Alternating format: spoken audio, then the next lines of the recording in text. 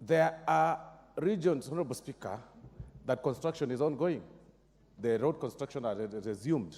The stalled projects have resumed, the contractors have resumed work because of the change of their priority from GOK to fuel levy.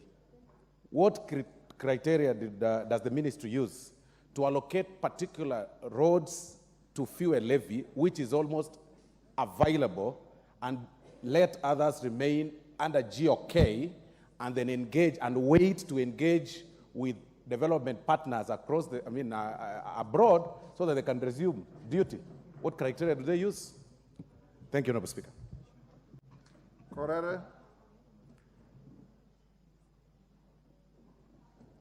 Thank you, Speaker.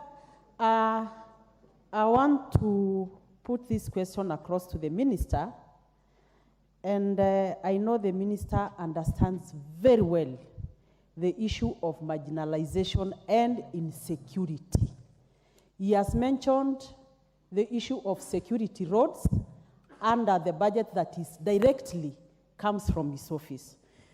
Waziri, I want to tell you, yesterday, there was an attack in my constituency by bandits coming from Tiati. And an NPR was injured, and he had to be carried by others for 15 kilometers on their backs because there was no car that could access the road between Mugie to Shuro to bring that fellow to Mowarak for first aid. Waziri, as we talk today, I had to organize this morning for airlifting that person who lost a lot of blood.